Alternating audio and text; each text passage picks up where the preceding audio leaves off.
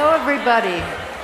Hi, sorry for the delay, the rain, Good evening. My name is Marjorie Schuster, and I am the coordinator of literary events here at the Temple Emanu-El Stryker Cultural Center.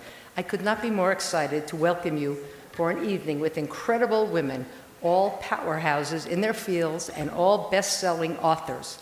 It's quite a culmination to another semester of our online Women on the Move author series. Putting together that series and events like this is a real thrill for me, because there was a time not long ago when women writers were not taken that seriously. But last year, the winner of the National Book Award for Fiction was female, as were 3 out of the 4 finalists. And right now, there are 4 books by female authors on the New York Times bestseller list, each for more than 10 weeks. That is the definition of Women on the Move, and we could not be prouder to present 5 of them tonight to take us inside the lives of writers and characters and to inspire us as readers.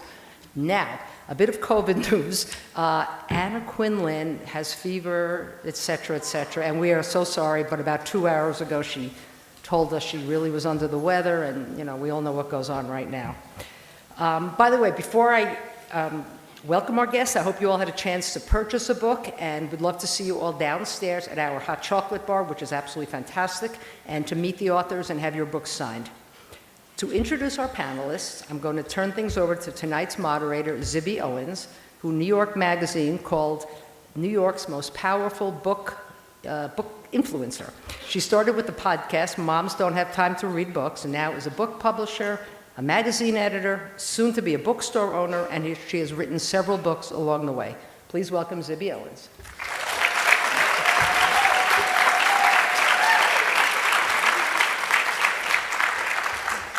Hi, everybody. Thanks for welcoming us here. I am so excited to introduce our amazing panelists tonight, who you will love hearing from. First, we have Jenny Mollen, who is the author of the novel City of Likes and also Dictator Lunches, which is a cookbook, and she's also written 2 memoirs. We have Lisa Barr, who's New York Times bestselling author, also of 3 novels, Fugitive Colors, The Unbreakables, and Girl on Fire, but I feel like I got that wrong because I didn't write anything down, even though I know this very well. But Lisa will correct me in 2 seconds, or my brain will catch up to me. Then we have Idina and Cara Mentzel, Idina Menzel and Cara Mentzel. They co-authored Loud Mouse, which is a children's book and is also beautiful. Cara is also the author of a memoir called Voice Lessons, Sister's Story. And Idina has also, you may know, won a Tony and was the voice of Elsa in Frozen and also starred in Wicked. So I'll welcome the panelists now, and I'm sorry that Anna Quindlen had to cancel. I was devastated, but it's gonna be great anyway. So welcome to the panelists.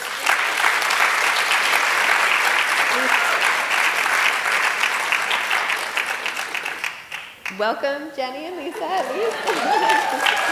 Barr. Hi. You'll have a seat, and It's your turn to go. we're waiting for Idina and Cara, but they'll be here momentarily. So in the meantime, we have a very special performance for you, but don't take any videos except for the people I know. And this will kick off our evening. Loud Mouse is Idina and Cara's picture book, and it is accompanied by a song. So we have a performer for the song to kick us off.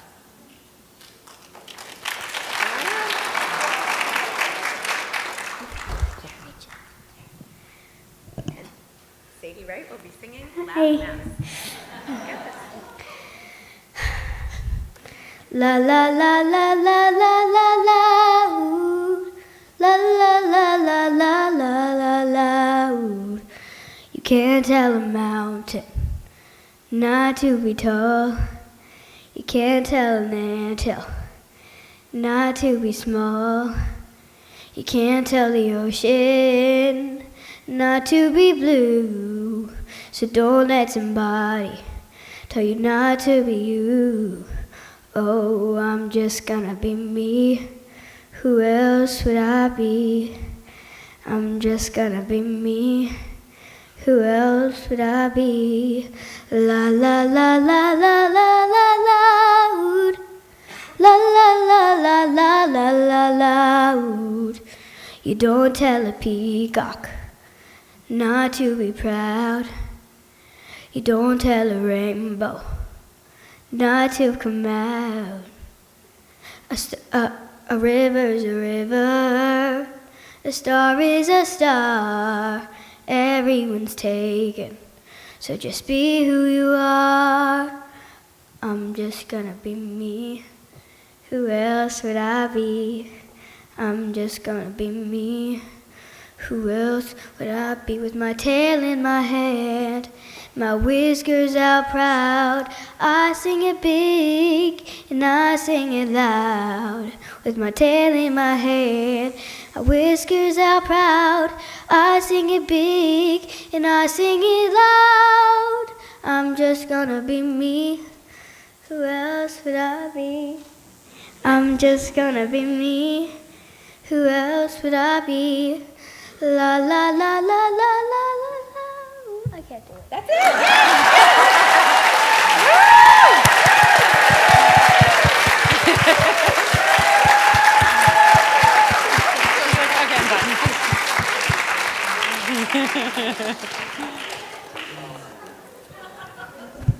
That was my daughter.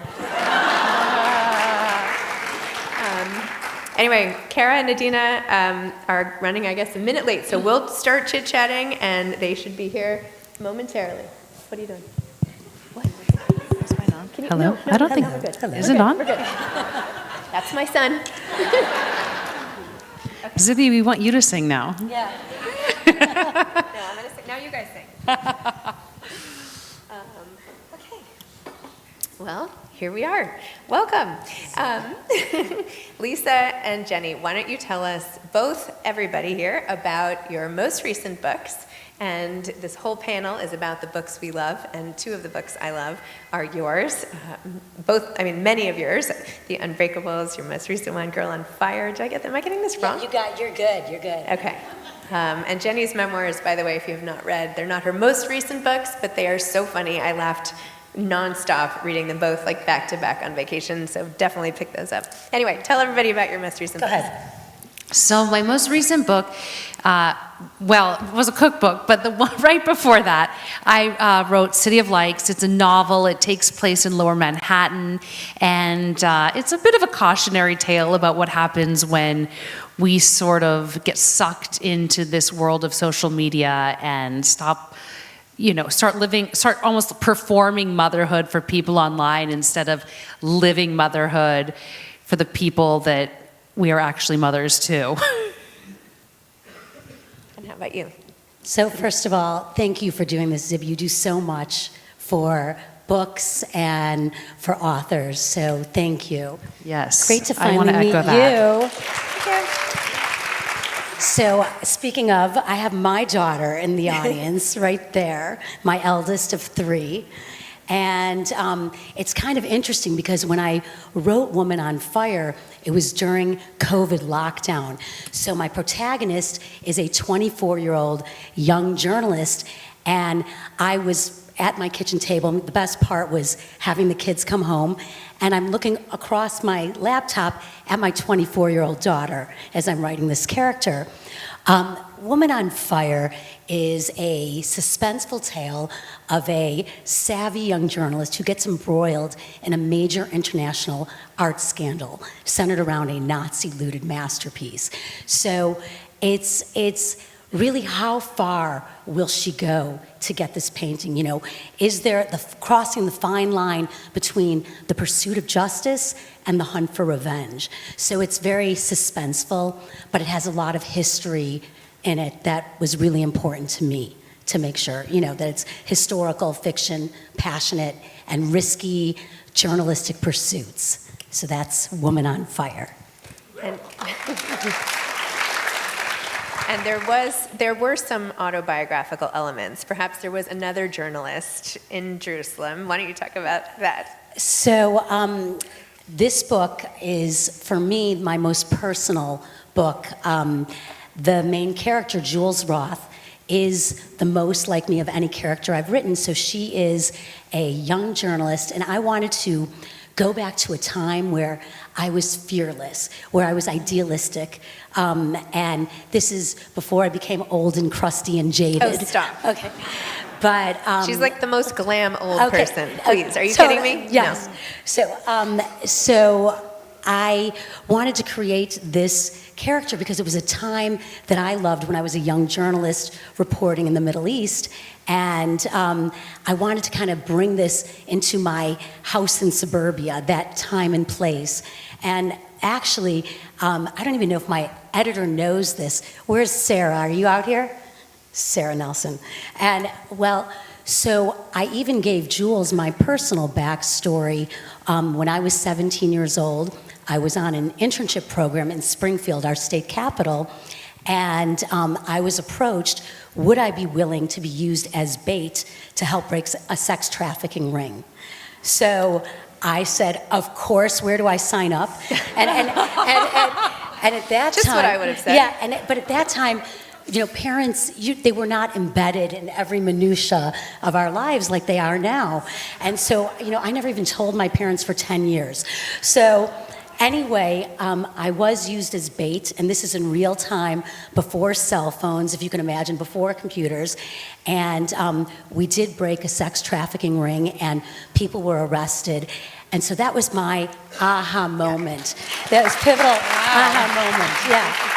And so I gave Jules, my main character, that backstory. Unbelievable. And Jenny, I don't think you can remotely identify with being an influencer like the character in your book. What is it? How did you even insert yourself into that? Well, I knew, I had written 2 memoirs previously, and I knew that I wanted to tell this story, but I also realized that I couldn't be honest and really tell this story unless I made it fiction. So it was a long journey. It took 4 years to write, but along the way, so many crazy, stranger than fiction things happened to me that all, went into this. And yeah, it gets what is something, off the wall. What's something that you wrote about as fiction because no one would believe it was true, but really it was true? Oh my God. I have to now look at the audience. I'm like, how much can I tell you guys? Hold on, who's out there right now? Well, there was something I didn't include. A girlfriend of mine, I said to somebody when I first moved to New York, her name came up, and this other person that I knew said, "Oh, were you at the party where the Birkins fell from the ceiling?" And I'm like, "No, I missed that." And she's like, "Oh, well, it's on Instagram. You should go watch it." And so I went on this friend of mine's feed later that night, and I see this Christmas party where a guy is on a mic, and he's like, "Merry Christmas, ladies, your name is on your bag." And all of a sudden, from the ceiling, just down to the long dinner table, descends Birkins and whatever other ones they're called that look like Birkins but aren't Birkins. And all these bags start coming down, and it was just like, "Merry Christmas." And so I reached out to my friend. I said, "Did you really have a party where you did this?" And she's like, "Okay, well, let me explain." And then she went into this whole thing sort of telling me that it was actually a great deal for her because of the bonus that these ladies' husbands were going to get at work, that this was actually very cost effective to just gift a Birkin. I'm like, where do I live? This is not real life. So I really wanted to include that. And in the TV show, that will be a scene. But that's something that I actually didn't put in the book because I just didn't want to, I thought you were it's a slippery slope. I thought you were going to call your friend and be like, "Why did you not invite me?" I didn't know her then. She did invite me to her wedding where Cirque du Soleil did suspend her baby on a cloud, and the baby came down the aisle. So she's eccentric. But yes, it was stuff like that. When I got to Manhattan, I sort of it was different. When I went to LA, I was in college there, and I sort of had to, grovel for work. And when I got to New York, I sort of had this platform or whatever it was at the time, and a demographic of female followers between the ages of, let's say, 25 to 35, who all sort of did, and bought what I would tell them. And I wasn't trying to. I was just really, I didn't have any friends. And I was just trying to share my own experience of motherhood, looking for that village that everybody says comes to help raise your children. That I soon realized that, this is Manhattan, and if you want help here, you do have to pay. So that was how I was able to connect and sort of, form these parasocial relationships with people around town. I don't know, you're getting a lot better paperless posts than I am. That's all I have to say. Gosh. You both have things in development in various ways. Lisa, you're with Sharon Stone has been attached to your big project, and your show is being made into a TV show. Talk about the adaptation and what it's like to have your baby, your books, be made into shows, and how do you feel about that? And what's the good parts, the bad parts? Go ahead, anything. So the Sharon Stone thing was a huge, exciting surprise with this book. And maybe I'll just tell you a little bit how it came to be. Yeah. So, as you know, a book before it's a book is an ARC, which is an advanced reader's copy. So I think this was November 2021, and I had this ARC in my hand, and I had just finished reading Sharon Stone's memoir, The Beauty of Living Twice. And during COVID, a lot of celebrities wrote their memoirs. And I thought this was fabulous. I mean, they had the Hollywood Me Too, but also that she had a stroke, was given 1% chance to live, 7 years to recover. And I thought, my God, this woman is really the original woman on fire. What the hell? I'm going to just send this book.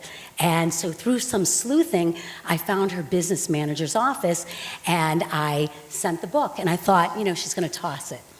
So I'm sitting on, like everybody else, watching Netflix on my couch, and I get a message on my cell phone 3 weeks later, and it was, "Hi, it's Sharon Stone. I'm on vacation in Europe. I'm reading your book, loving it. Has anyone optioned this?" So I was, mic drop, but my real first reaction was, I thought it was someone saying, "Hi, I'm in Barcelona. I lost all my money," and one of those things. And then I remembered that this is happening, and so I may or may not got on my couch and did a Tarzan scream, no shame, and it happened really quickly. So by December 23rd, just a few weeks later, we signed a deal, and she's great. She's funny and sarcastic and generous, and it's just really been kind of fun. So I can't really talk about where it's at, but it's now at the point where a director is looking at it, and it's, she does discuss things with me, and I'll say, "What about this actor?" And she'll say, "No, I know him." I'm like, "Define no," And so, that's been fun. So we'll see what happens, but it really has been a fun part of this journey. For sure. Did you write the screenplay? So I'm not writing the screenplay. I offered it up, even though I'd have to look at screenplays for dummies, to write it. But I offered it up, but I'll be consulting on this. Amazing. We'll see what happens. So exciting. Yeah. What about your friends? So I come at this, from the opposite side. I started in film and TV. I wrote scripts and screenplays before I wrote books. But, the thing I always say about books is they're screenplays that people actually read.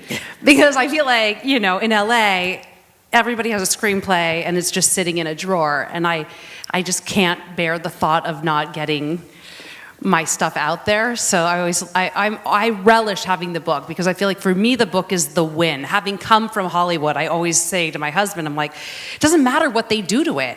It's concrete, it's here, it's living in the world, and it's exactly how I want it to be. Every word is in the exact order I want it to be in. And I've done so much film and TV, and I feel like it's such a collaboration. It's never fully yours. So a book, you kind of get to play God in a way. You're every role. You're the director. You're the DP. You're everything. So I never get too invested when I flip it back into something else. But and I do also hate a lot of actors. So I'm like Sharon in that, like, no, it's not going to be that person. But it's been an interesting process. with the novel, so my first book was turned in, I did a show for ABC. The second book, Anne Hathaway was attached to, and I wrote that as a feature for Warner Brothers. This one, we sent 2 chapters to Sony, where I had a deal before, and they bought it off the 2 chapters. So I knew it was being turned into something before actually the book came out. And that was just happened to be because of the producer that who published the book. So it was a random thing. The exciting thing this time is that I have Diablo Cody attached. Oh, wow. And Diablo came on. I've known her for years. She's been a friend of mine, just, privately. And I called her to be on my podcast with her husband. And this was after the pandemic. She's like, Jenny, Dan and I have been divorced for 2 years. I'm like, sorry. I've been living I've been living under a rock. I've been stuck out east forever. So I said to her, do you know any showrunners? I want somebody to supervise me writing this because it's a 1 hour and I'm so used to writing comedy. And she's like, well, is this something that I would be interested in? And I thought to myself, like, no, you're so beyond where I'm at. No, it's nothing you'd be interested in. She's like, well, send it to me. So I sent it to her over Christmas, expecting nothing, because once you've lived through the gauntlet of Los Angeles, you have to always expect nothing. So expected nothing. And then she sent me a text, and it just said, I've always been a fan of your writing. This is the best thing you've ever done. I love it. And I would love to, supervise you. It was just a crazy, I couldn't believe it. It was so surreal. I still can't believe it sometimes, to be honest. That's great. Amazing. And what kind of books or projects are you working on now? So every time I try to get away from World War II, it pulls me back in. And so I'm working on a project. It's called The Goddess of Warsaw. And it's about an actress who has a very dark secret past during the Warsaw Ghetto Uprising. So it's an actress sort of in old Hollywood who's a famous femme fatale, but she has in her past, she may or may not have been an assassin back then, but no one even knows this part of her history. And it's coming back to haunt her. So I'm knee deep in Warsaw Ghetto right now. Ooh, I like that. Otherwise known as New York. And I think I'm going, I think, once I get past the holidays, that's like really all I'm thinking about right now, I'm probably going to do another nonfiction book. But that's all I get. Oh, God. I mean, I don't want to tell you guys because my husband will be mad at me. That's okay. We won't tell him. But yeah, it's about our life. It's about us. I feel like that's going to come up at some point. Yeah. Yes, Yeah. it does. But you know what? I did write about his ex-girlfriend, and he didn't find out certain things that I actually did with her in real life until reading the book. So sometimes I do get away with it, you guys. You'd be surprised. Oh my gosh. So when we think about books that we all love, what have you read lately that maybe everybody in the audience might not know about or would be excited to hear about?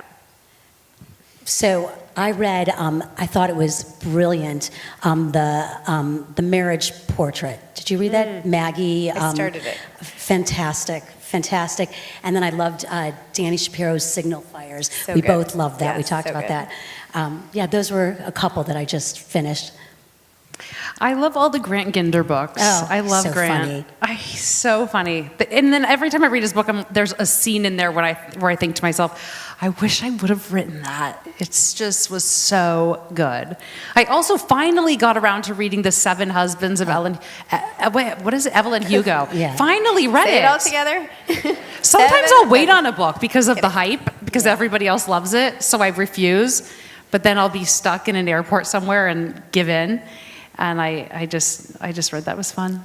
And Nora goes off script. Oh, I thought yes, that was also I excellent. laughed so hard, and I needed at that time something really funny, and it was just, that was perfect. I actually just read this book all in one day over Thanksgiving by David Ambrose called A Police Called Home. Oh, yeah. It's a memoir. It's it's his story of being a foster child and being taken away from his mentally ill mother. It is so good. It is not too heavy. You have to read it. It changed my life. Wow. So, and I read it all in a day, so it goes fast. I also want to read the new Rob Delaney book, Oh, I A interviewed Heart him That today. Works. Did you read it? Yes, I interviewed him today, and I read it. It's called A Heart. Oh my gosh, my brain. A Heart That something- Works. A Heart That Works. Yeah. That's another great book. And it will be on the podcast. Oh, I love Moms that. don't have time to read Oh, books. great. Okay. Just plugging that there. I'm really sorry, by the way. I don't know where they are. You're probably like, anyway, I don't know. I can't I take hope you guys responsibility. came for us and not Yeah. Adina. But anyway, I could sing again, but I feel like that would be, people who know me and are laughing at that because it would be so terrible. But anyway, okay, if you were to go to dinner with somebody amazing who's written a book, or they came onto the stage to fill the last 2 seats, who would it be? Someone amazing. Oh my God. I mean, like, That's like, okay, let me just I know, think. that's a hard Dead or one. alive? Dead or alive? I'll Dead take or it. alive? Audience. Anybody from I the really audience? want Stephen Anybody King want to appear. hear I that really from want Idina Stephen and King to Cara? appear. Who would you like? Shakespeare is good, yeah. Oh, Andrew, yeah. Anyone else? Who would we want to see? Take an audience participation. A little bit. No. Okay. Nobody? I love history, so I would love to hang with Golda Meir. That would be super cool, just to sit and talk about it. And, particularly, I would love to discuss the whole Munich Olympics thing and just go deep and go dark. Awesome. Yeah. So tell me a little more about your writing process. When you start working on a book, what has to happen first? Do you outline a lot? Do you just run with it? And how long does it usually take? I know you said it was about 4 years. Jenny, how about you? Both of you, but Okay, what's so, the process like when you're writing? We always know that writers they sort of go into pantsers or plotters, and pantsers are those who move by the seat of their pants, and plotters are those a very diligent outline. So I'm a hybrid. So if you came to my house, you would see my kitchen table with all the leaves pulled out and my dining room table covered with note cards and sticky notes everywhere. And my poor family's relegated to the coffee table for about 2 weeks. And, with history, you really have to give it a timeline. So I will have very extensive outline, and then I kind of push it aside, and it's in my head, and I sit down and I write. And, obviously, if it's something that needs to happen historically, I'll go back to my notes, but it really becomes the characters taking over. And so I have that, and then I have one very quirky thing that I do, and my writer friends give me a lot of crap for it, but I read my book aloud to my dog. So I know it's weird, but okay, so she doesn't leave my side, but I do it twice, right before I turn it in to my editor, and so it's very different. I'm sure you get that same experience in writers in the room, that a book looks very different when you see it on your screen, Yes. when you print it out and it's hard copy. But when you hear it, you could start reading description and you think, oh my God, I'm so bored. Who's gonna, time to cut. Yeah. And so I really love hearing it out loud. And so I do that twice. And that's a really strong edit for me. And, my dog loves everything I write, but but in all seriousness, it's a really strong part of my process. So that's my I jam. read aloud too. I feel so seen right now. Well, you see, because you I feel read seen. I Okay. read aloud. Everything has to sound the way I want it to sound. If it doesn't Right. sound right, it can't stay. Yeah. Even sometimes there will be like grammar changes that my editor's telling me I have to make, and I'm like, it doesn't sound the way I want it to sound, Yeah. and the rhythm's off now. So I do that too, and then at the end, before it goes to print, I'll have everybody get together, and it's almost like a staged reading. Yeah, well, it's funny. So I will read also chapters aloud to my husband. So my middle book, The Unbreakables, is very sexy. Okay, is. very sexy. It's very, very sexy. So he will he will not listen to any sex chapters because it's not even about me. It's about what he thinks his mother is reading. So that's so He's like, funny. I don't want to know what my mother is reading. So, but I read a lot of the everything out loud to him. He's not a big reader, but he's an amazing editor, and he can pick out all the problems. Jason too, he loves to edit me. He loves to tell me what's wrong with Yes, everything I've done. what's wrong? I have to say, I wrote a book called Bookends, and it was sort of a long road to getting it published, which I wrote about in Bookends also, because it became a very meta memoir. But one of the many times I tried to sell it that it got rejected, I had included a sample chapter at the end with my proposal that went to publishers. And even though I spent so long, I know my husband hates when I tell the story, but I'm going to do it anyways, because we're all just sort of betraying our husbands here. But anyway, I didn't take very long on the sample chapter. I just quickly typed it, even though I had spent a while on the proposal part. And I sent it in, and it started getting rejected. And I was like, this is crazy. This is such a good book. I just know I'm going to do a great job on it. Why would they be rejecting it?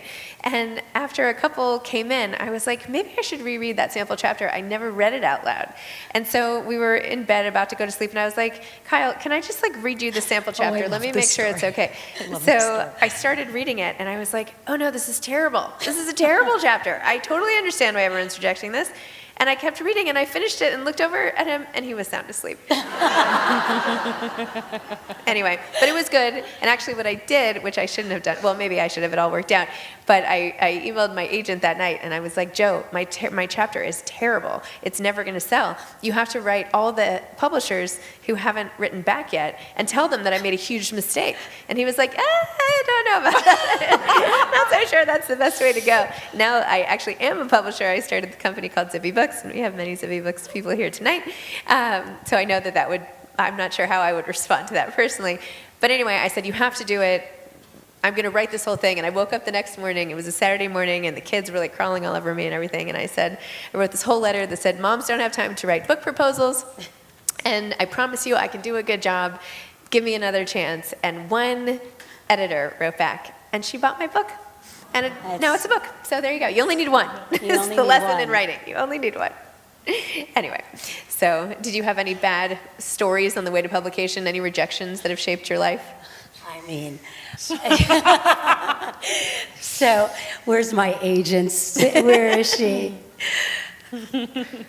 So two sort of interesting things. Well, so I had this one book that I loved so much, but it was sort of the wrong time. It was like there was there was a Washington backstory, and there was, then there was terrorism, and my agent said, I love this book, but it's not the right time.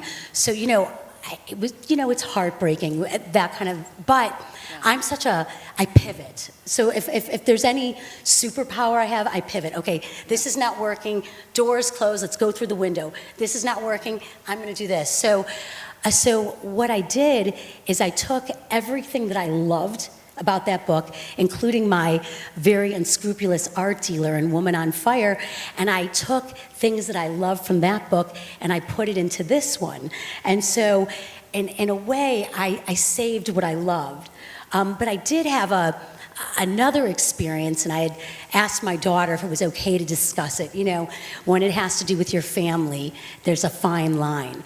So I went through, I'm married to a wonderful man for nearly 20 years, but I had a very rough divorce. I'm second time around, very, very rough, and our case is a landmark case in whatever, too much information. But anyway, I decided after, several years went by, the anger subsides, all those things, and you're sort of ready to write it. And so I spent 2 years writing this memoir, and you actually both have young kids. I have 3 20-somethings. And so I asked my kids, I said, girls, how do you feel about writing our story? And they said, oh, we're fine with it as long as we could choose our names. Okay, so that was what it is. So I spent 2 years writing this memoir, and then one of my daughters said to me, Mommy, please don't publish it. It's going to be so embarrassing. Please, I don't want you to, share this story. It's private. So it was that moment, it was going out on submission, and I pulled it. And again, I pivoted with my second novel, The Unbreakables, which is a departure for me. It's not World War II. It's about a woman who loses everything and goes to the south of France to rediscover her joie de vivre.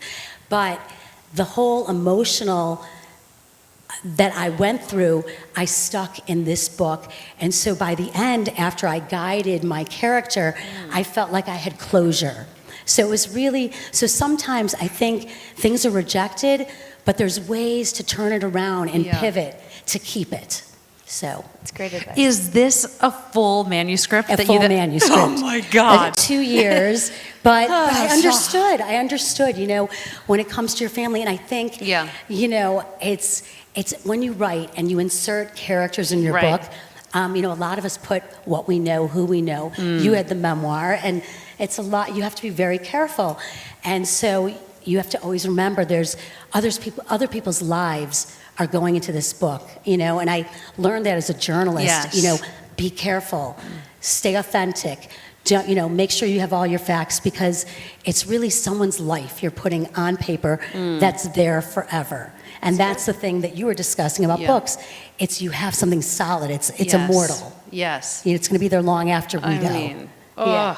But that is another reason why this third book I had to do, I felt I had to make it fiction, because my main character does step out on her family in ways like more emotionally than anything else. And I didn't want my kids to feel that had been done to them. Right. Because I do notice that when Jason retells stories that happened to us, but that I maybe fictionalized a little bit in the memoir or like made them more exciting, now he retells them as this is exactly what happened to me. And I'm like, no, it isn't. That isn't what happened to you. That's what you read in my book. So I didn't want that to happen with my kids. Right. That's exactly. Right? Yeah. I mean, I think, are you, yes. We have someone here? This is such a subtle transition. Yes.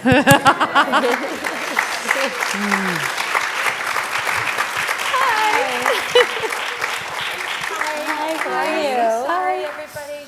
Hi. So embarrassed. We're good. We're done. We're off now. But you could. No, I'm I kidding. wanted to listen to them.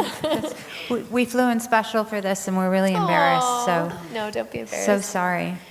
Well, welcome to Cara. Hi, It's thanks so for nice having to us. see you. No, it's such a joy. We started off the night, by the way, with my daughter singing Loud Mouse.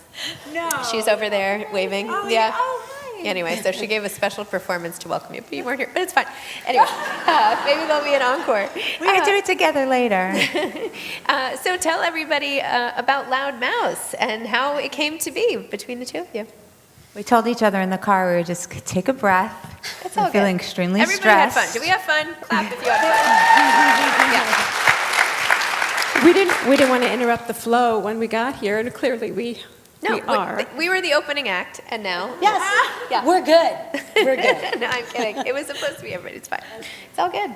Hi, everyone. So this is my sister, Cara, and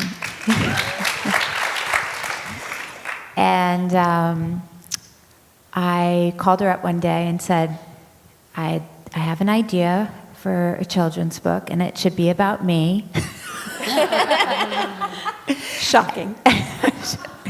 No, I said, I'm not really sure. I know it should be about an experience that I had when I was little.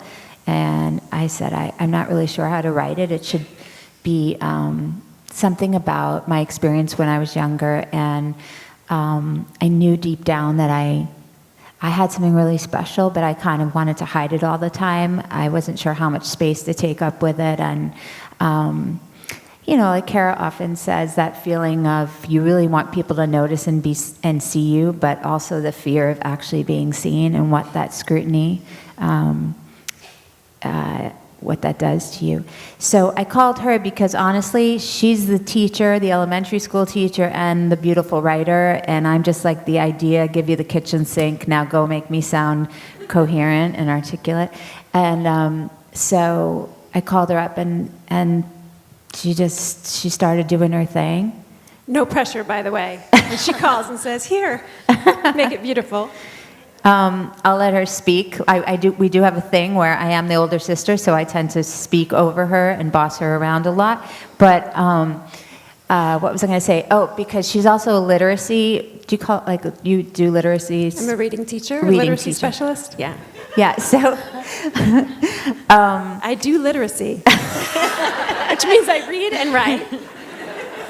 no, you help the children, and you understand language in a way that children would really understand, and how much to challenge them in a children's book, and how much will go over their heads, and how much to you tell them about that.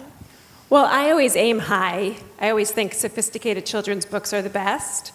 And I like if there's a clear thread, but then there's all these opportunities for parents and teachers and kids to dive deep, the more they read the book. And of course, with children's books, they read them repeatedly. So the goal was to find a way to capture this kind of tricky idea of wanting to be seen and heard, to embody the best of yourself and be bright, but then also knowing that that's tricky business, that it's a risk, and that it means you are then very seen and very heard. Excuse me, my voice is a little, I'm losing my voice a little bit. Which is hysterical or not hysterical, because the whole book is about finding your voice. And so I tell her it's psychosomatic, because we have to go, and I'm sorry I'm putting all your stuff out there, but Totally I'm like, fine. great. I'm like, now you're losing your voice because you have to be on a stage with your sister, who always has the big voice, and now she has to find her voice, and now she's losing it. And because we're late, I'm going to tell you the truth of it, which is that about a month before we started the book tour, for Loud Mouse, how a little mouse finds her big voice, I started to get this weird thing happening with my voice. And of course, my sister has all these vocal specialists, and I went to a specialist, and they said that I'm having a medication-induced tremor, and this is what happens. And I thought, oh my, are you kidding me? I'm about to go on television, and I don't even have my normal voice. So anyway, I'm self-conscious because this thing happens, and I can't control it. At any rate, we wrote this book about that, and now I have to go everywhere talking about it with half my voice. So she wanted to address the mixed feelings that she had as a child, putting herself out there.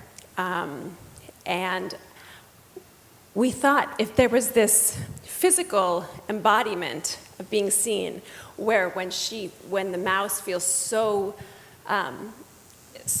loves what she's doing so much that she gets bigger and bigger and bigger and sort of manifests this emotional state with her physical state, she then is also more seen and more heard, and that makes her more vulnerable.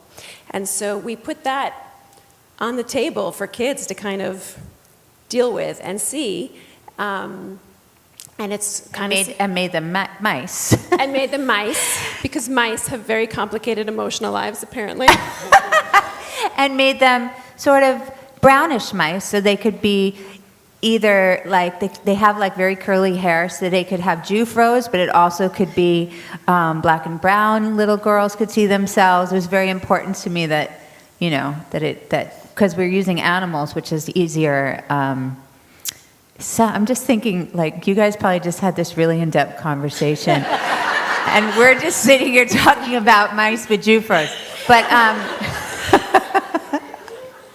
We were all World War II, but it's fine. Yes. We can pivot, you know. well, Anyway, this that's mouse, that's Loud Mouse. for the most part, that's like, oh no, so she has this little, so she's little, she gets really big because her heart gets so full and full of joy when she's doing what she loves, which is the other thing that I really wanted kids to understand, is sort of how to celebrate doing that thing that you love. And then we have another book coming out after called Proud Mouse, which focuses on sort of the younger sister and growing up in the shadow and all that entails. And there's a refrain in it, so we sing, because why wouldn't she sing if she's, why wouldn't it have a refrain, which Cara really likes the idea of, because in all the great children's books, she thinks the refrain and the repetition of that is really important, especially if kids don't read yet. Yes? Yeah, just in terms of reading engagement, keeps them feeling connected and like they're readers, which they are. And she uses her tail as her microphone. That's the best part of it. So is it the same song or it's a different song? It's the same refrain with my tail in my hand and my whiskers out. You can sing, it's fine. With my tail in my hand, my whiskers out proud, I sing it big, I sing it la la la la la la la loud. But then Cara said, don't make it so hard. And she said, but don't make it so hard that all of us as parents are going to be intimidated to sing with our children. So that's my version, but you can make it whatever you want. And then I wrote a whole song that incorporates that melody, and that's probably what you and your daughter were talking about, right? Yeah, she was singing in Loud Mouse. But When we read the book to children, we've realized that we have to ask them to be quiet, even though we're reading about a loud mouse and we're encouraging them to be loud. But so we do the refrain and they get la la la la loud, really loud. And then they get really fidgety and then they're not listening and like then we a have whole to be school. like, okay, shh, which is not the premise of the book. So we realized it was a bit of a challenge there in practice. I feel like part of the message of your whole book is getting over your fears, and whatever they are, if it's singing loud, if it's writing, if it's speaking with a wobbly voice, or whatever it is you have to do, how you have to just force your way through it. So aside from reading books like yours, which are very encouraging, how else can grown-ups and kids find that sort of inner courage to get over whatever's scaring them? What do you think? Well, that's what's funny about it. I feel like in every project I'm associated with, a lot like Wicked or Frozen are so often directed or connect with a young audience, but for me they're always these sort of reinforcements of what I need to learn still at the age of 51, which is, don't forget, like, embrace your power. It's okay, step into that light, do your thing, don't withhold your gifts from the world because I'm afraid of what scrutiny will, what people will say about me. And also as women, like being loud, what does that mean for us, and how are we sort of called abrasive and made to feel like we are too much in a room. So is that answering your question, kind Sure. of? It's good enough. In 1939, the mouse. Did you ever feel afraid to share your voice? Me? Yeah, all the time. Which, that's the other thing, is I think if you are known, or I'll just speak for myself, being known for having a large voice that's known to sing acrobatic notes, and I lost my train of thought, it's just that, I just always feel like I'm always looking for my inner voice, and people take for granted that just because we're performers and we're on stage, that's an outlet for us. And it's commendable because we take risks and we put ourselves out there. But I'm sure, as you can see with a lot of artists, we can be introverted in our own lives. So I find that to be all the time. And now, even exponentially worse, being a mother and trying to mirror the kind of person I want my son to see, and just having it all thrown back in my face.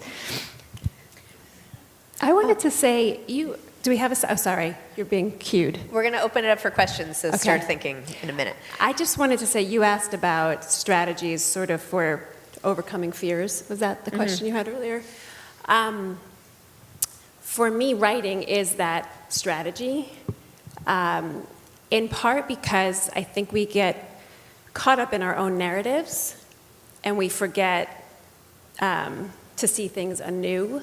And so a lot of times that fear is based on things that are outdated aren't even current anymore in our experience, but we're so used to thinking of them a certain way.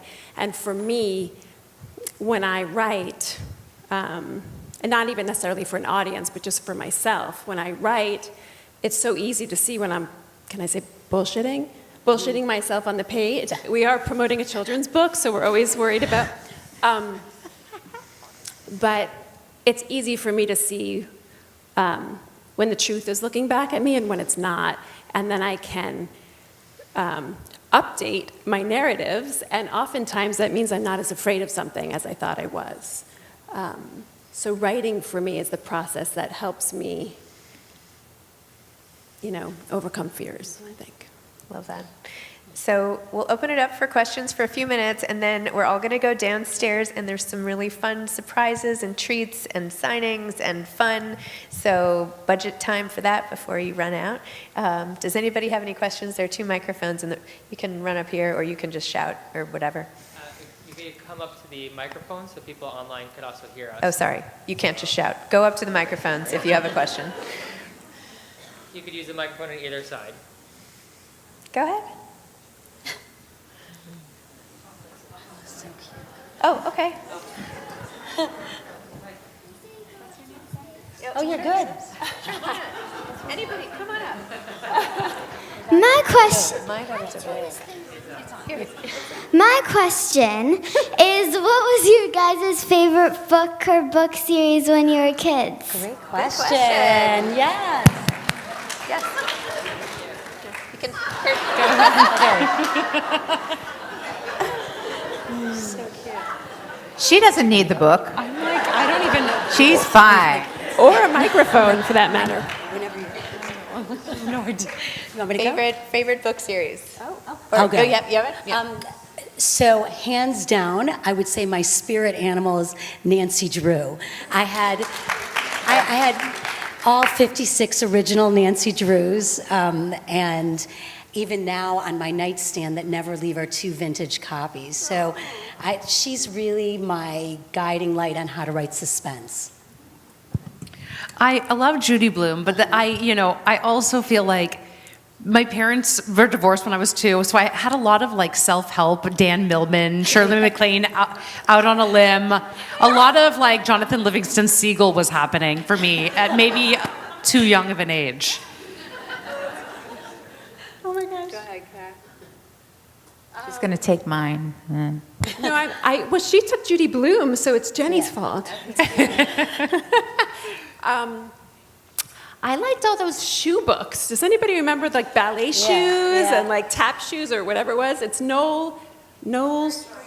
Yes, I don't never know how to pronounce his last name, but I can see it in my head. Thank you. Yes, I loved those books. I don't even remember that much what they were about. I just remember connecting with them in a personal way. Like we just vibed. Yeah. I think Charlotte's Web is one for me. And then when I started getting ahead of myself, it was Jackie Collins' books. Love it. I prefer Judith Krantz, I have to say. They were also in my mom's living room. Yeah. I also love The Very Young Dancer, Very Young Skater, all the Jill Krementz books. Any other questions? Yes. Thank you for doing this. I think you can tell the audience is enthralled. There was an article recently that came out about what's happening to our society, that there's so much information coming at us. It was just this week. There's so much information coming at us all the time that we have just learned to quickly scroll through everything, and that no one's really taking the time anymore to sit and read, and how that impacts our actual brain development by missing out on that. And I was wondering, as authors, how do you take a stand about it or educate people about what's lost in our quick world of scrolling through texts and emails and videos? I started a podcast called Moms Don't Have Time to Read Books. I think you have to continually remind people, this is not really for me, but I've started this whole company around this because there is nothing like reading. It's just totally immersive, your empathy level goes up so much. I mean, I don't have to say this to a room full of people here listening to authors, but I think the more people who love to read can help proselytize and preach how much they love reading, I think it helps, just like word of mouth about a particular book. I think we have to just not give up on it. It's not something we can give up on. It's too important. I always say that I write books for girls who don't like to read because I want to capture them at the beginning. I want to like get them, hook them, and then they have to keep going. So I feel like I try to write with that type of reader in mind. I like it. But, you know, I haven't tried World War II yet.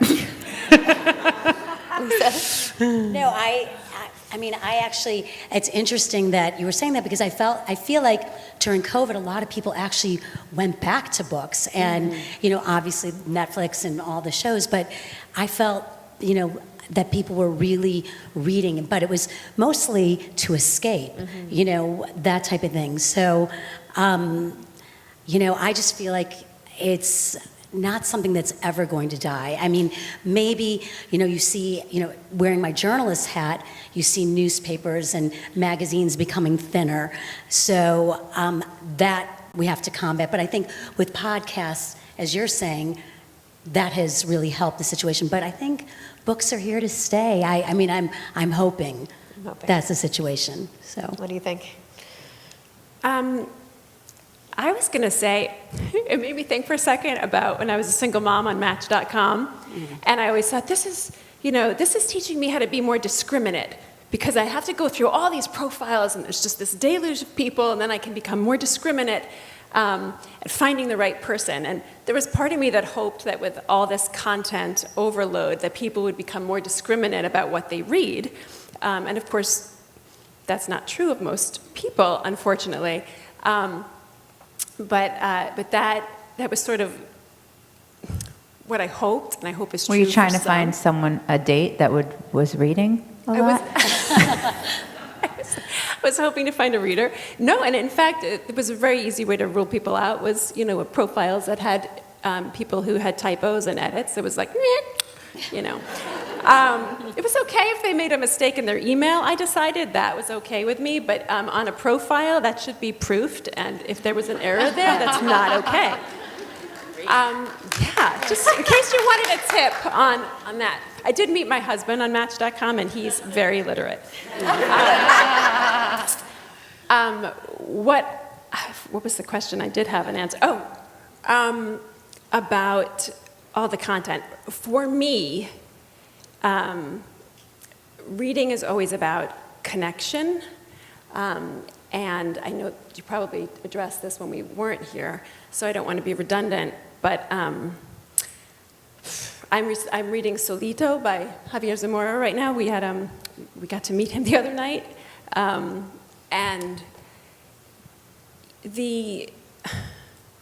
being able to experience somebody else's experience is so profound and eye-opening, and I think sometimes it's like exercise where you're like, oh, I don't want to do it, but then you do it and you love it, and I feel like reading sometimes is like that. You're like, oh, I'd rather just binge watch whatever on Netflix, but then you take out your book and you're like, phew, this is what I really needed.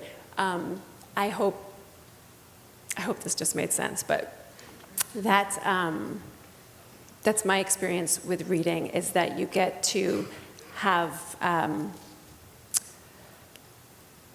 sorry, give me one sec. You get, totally lost my train of thought. Anyway. That's your experience with reading, that you get to immerse yourself. You're so lost in reading that you lose your train of thought. Yes. It makes perfect sense. But it's all about empathy, which you mentioned, and I love that. It's funny that you say that and that she's losing her train of thought, because I'll be completely honest. Having studied, I'm going to move a little bit away from the content thing and then come back to it, so remind me. But having studied theater at NYU, you know, you get really myopic when you decide to major and that kind of thing at school. And I actually, whenever kids come up to me and ask me for advice, I always say, go to school, and you don't necessarily have to learn theater. Go learn about life, you know, go take English lit or whatever, my dad always used to say, take a business class because it's a hard industry and you never know what's going to happen. So I don't tell people necessarily to take business, but that would have been good too because I don't understand the stock market. But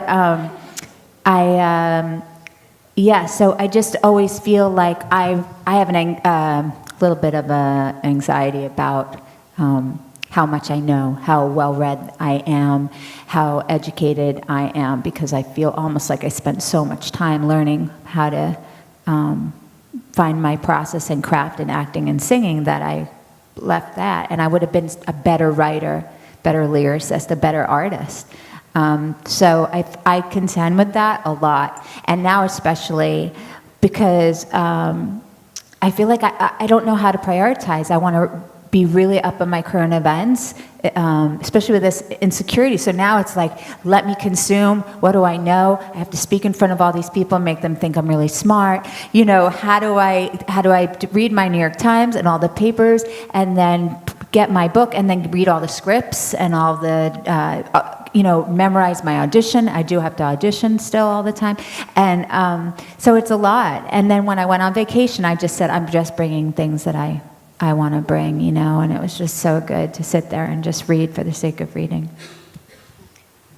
Okay, last question? Yes, last question. So much pressure.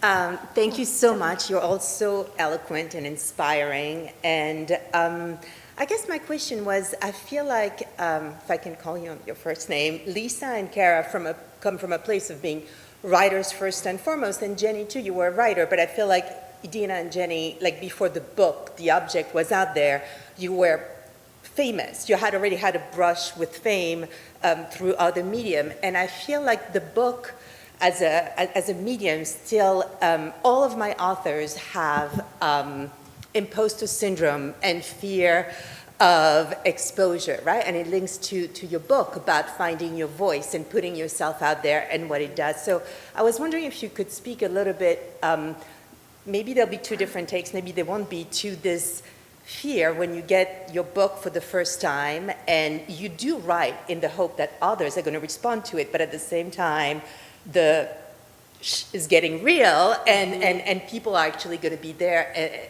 and you're going to feel judged. So I could, if you could speak in the writing process of the dissonance almost between the desire to be seen and heard and the fear of the vulnerability that comes from people knowing how your inner brain and your inner thoughts are working. And maybe again, it will come from two slightly different places where Lisa and Cara, if I say so, came some from the obscure part, and Jenny and Idina from a more place of being in the spotlight already. Well, with my first book, I wasn't necessarily in the spotlight already. I was consistently I was married to a famous guy, right? And I was an actress, but I was, just working not enough. I was almost like, I went on Twitter because I was so frustrated always doing these arcs on shows where I'm just like some guy's girlfriend. It was just so not fulfilling. And I wanted more control over my life. And I was angry and I was pissed off and I was jealous that my husband was famous. And at 28 years old, when I felt really cute, I'd walk into a room and all anybody would do is say, can you take my picture with Jason Biggs? And I'm like, fuck Jason Biggs. And then Jason says to me, he's like, what did I ever do to you but love you and support you and push you forward? But I was so insecure, and especially as just a workaholic and somebody who, I feel like I'm a Leo moon, guys, and I need to be seen and I want to be heard. And I felt so eclipsed, first by my, father, and now by this man that I married. And so when I wrote the first book, it was just basically I'm going to throw everything at the fucking wall and see what sticks. And so I was We're in a synagogue. You're sorry, guys. You're right. I was only bat mitzvahed at 40. Sometimes I forget. No, but I went for it, and I just let it all hang out. And I didn't have children yet, so that was why I felt I had no consequences. Plus, my parents are both narcissists, and nobody's ever really listening anyway. So I was just like, I can say anything I want. Nobody cares. Yeah. And I think that was why I was successful in some ways. The trickier thing for me came later when I have children, and now I'm paralyzed with fear because I don't want to do anything that's going to expose them in any way or, really use them to, push my career forward. I only exploit their lunches, guys. Yeah, but they are you, so Yeah. that restricts you in your Oh, it's so writing. hard. It's Because like- I could write the shit out of them. They're so Yeah. funny. How about when you have an ex-husband and you really want to write a great song, and then Oh you just, my God. it's like, do I really owe him that? He is the father of my son, and I was married to a famous person as well, and went through all that when my career was kind of like that. So I'm with you on that. Married to a famous person support group over here at the Stryker Center. We are here for you no matter what your issues. Go ahead. No, go ahead. No, I was just going to say the thing that does stand out to me is I think of, I write memoir first and foremost, and in some ways Loudmouse is memoir, but my first book was pure memoir. And for me, that's a huge risk because you're the protagonist, and if people don't like the protagonist, they don't like you, right? So it's like, and yet the only way to write memoir well is to not worry about that and to be as raw and honest on the page as you possibly can. And then, so that's always been the hardest part for me. And then I had my children young. I was 23 when I had my first child. So I've been writing memoir about my kids and then having to go back and say, well, I can't say that, whether I can't say that about their dad or I can't say that about them. So how am I going to convey these stories and be respectful of the people? How do these comedians get away with it? Yeah. They get on stage and they rip apart their families, then they go for Thanksgiving or whatever. And everything's fine. They do that. I say one weird thing about my mom, and she can't let it go forever. My mom, I'd go off on my mom, and I have to say, my mom loves it when she meets people. She's like, don't believe everything you hear. She loves it. She's like, I'm the coolest person in all of these stories. Like, she doesn't see the, her shortcomings.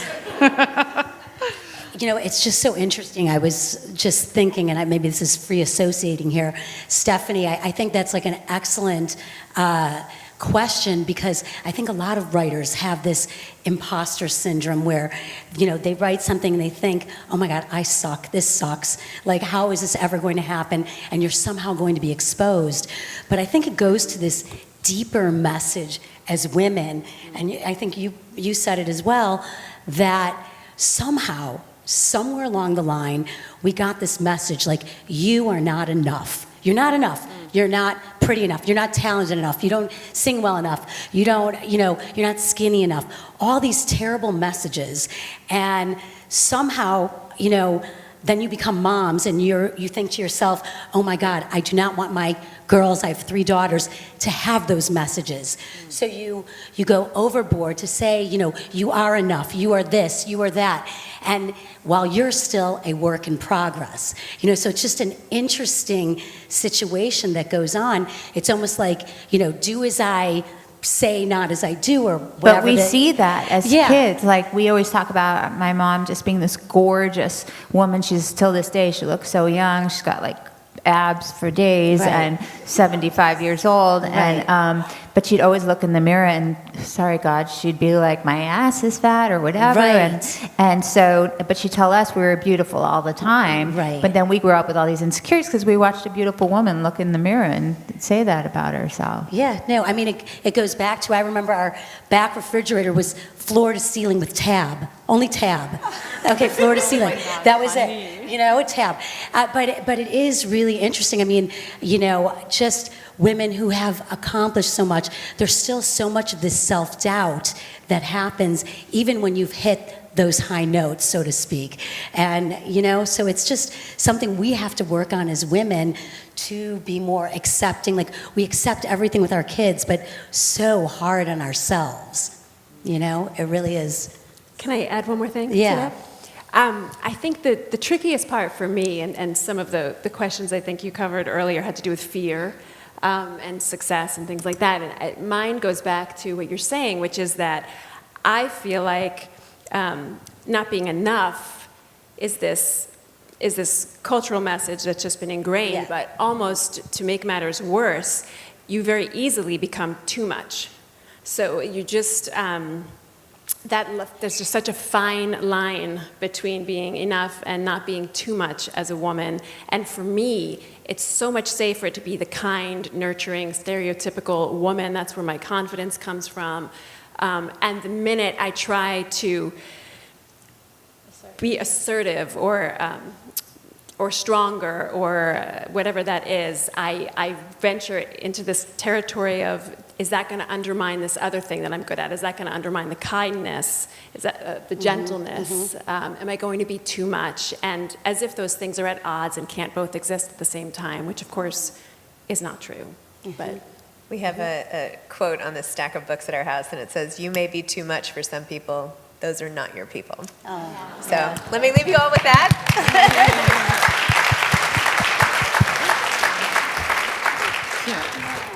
Thank you very much. That was a really, really wonderful conversation to listen to. Now, everybody here is invited in the lobby downstairs. We have snacks and a hot chocolate bar and really fun things that we want to surprise all of them with. And please bring your books. They'll be signing. Thank you. Thank you, Zibby. Thank you, Zibby.